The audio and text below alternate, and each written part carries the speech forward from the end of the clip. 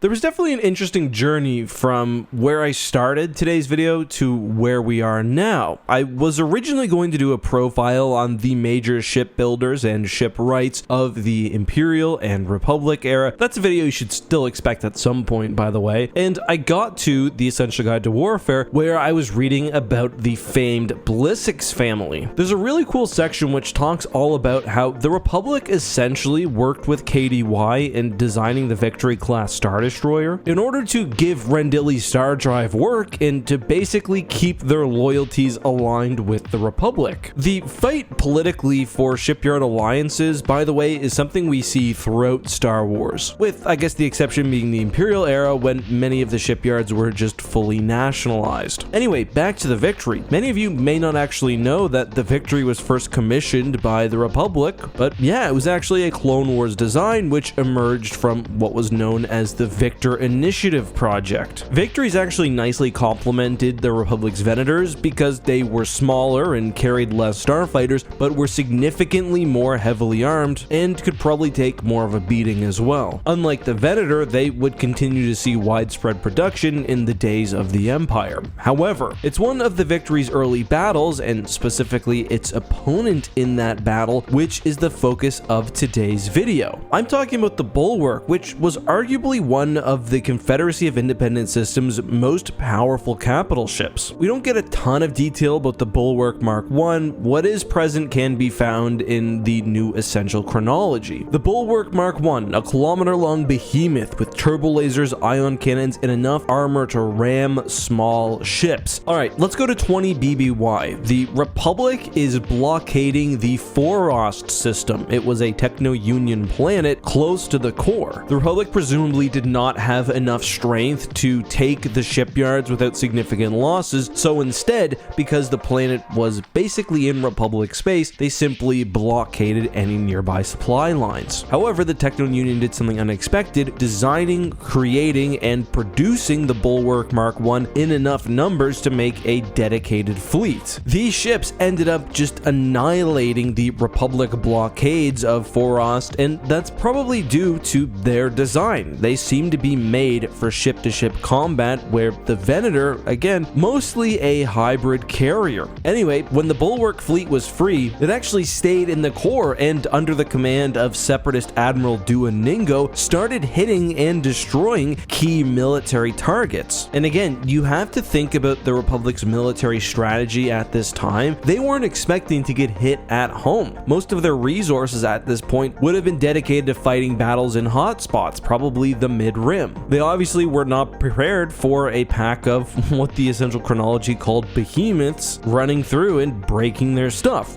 So, in response, they rushed out the first generation of Victory Star Destroyers, and we saw a series of conflicts between the two fleets. According to the Essential Chronology, and I quote, "The final showdown came in the skies above Anaxes. Dodonna, under heavy fire with dead wrecks from his task force plunging planetward, held out long enough for Screed to pop in from hyperspace and disintegrate Ningo's flagship with a broadside fusillade. Screed required cybernetic reconstruction to survive the injuries he received in the Battle of Anaxes, but both men returned to Coruscant as heroes." Now, that's a battle that couldn't happen in Star Wars canon, mainly because Anaxes is no longer in the deep core. It's out in the outer rim. Did a whole video about that. Not going to recover it. Pretty interesting though, the words broadside fusillade imply that it was the missiles of the Victory which were finally able to break through Ningo's flagship, and of course the Victory's missile launchers were one of its most interesting features. So while the real legend of this story, I guess, is the Victory Star Destroyer, I do think the Bulwark is worth a little more time, and the clever among you may have noticed that earlier on I said the Bulwark Mark I. The really clever among you probably watched the video I did a few years ago on the other versions of the Bulwark, including one used by the Rebel Alliance. And not only was the Bulwark used by the Alliance, but according to some sources, including Star Wars Rebellion, it was the single most powerful ship in the Alliance fleet, even getting the battlecruiser designator. This ship was specifically the Bulwark Mark III. It was 2,500 meters long and significantly more powerful in terms of raw firepower than an Imperial II class Star Destroyer. Additionally, the Bulwark Mark III carries fighters, had a very powerful shield, and overall was just a beast. This may be somewhat anachronistic, but the Bulwark even outclasses Mon Calamari ships by significant margins and is close to an Executor Super Star Destroyer in terms of firepower, though worth remembering, an Executor back in the day, at least when Rebellion was made, was envisioned as an 8-kilometer long vessel, not the 19-kilometer long dreadnought that we know and love today. The Mark III is certainly more powerful than its Clone Wars era predecessor, but we can also see the lineage of what would be a very, very powerful ship. What about the Bulwark Mark II? Well, we don't know a lot about that one, however, it did serve the Confederacy of Independent Systems in the Clone Wars. I can't think of any examples of Bulwark seeing action in the Clone Wars outside of the Bulwark fleet I just mentioned, and they are largely a creation of source books. Unsurprisingly, the Essential Guide to Warfare says they faced off against many of the Republic's battle cruisers, which sort of the same thing. Nice little bit of extra lore. They don't actually do anything in the stories. But to end this video in a nice way to tie everything together, I was doing my final bit of research in the Essential Guide to Warfare, and the final paragraph about the Bulwark is just so appropriate. It talks about how the Republic-class Star Destroyer systems were designed by Whalix Ballistics and far more cost-effective than those of its Imperial counterpart. The ship was built as a Rendili Star Drive design, a bit of political theater intended to woo Rendili away from the Empire, as its bulbous organic lines were a tip-off that had been inspired and built by the Mon Calamari. Remember earlier when pretty much the same thing happened? Meanwhile, the 2,500-meter Bulwark Mark III battlecruiser was built for the New Republic by Transgal Meg using the old Techno-Union design as a starting point. But that's all I've got for today. Again, if you guys are interested, I would be happy to do a longer video all about the shipyards, ship designers, and shipwrights of the Star Wars universe. If that's something you're interested in,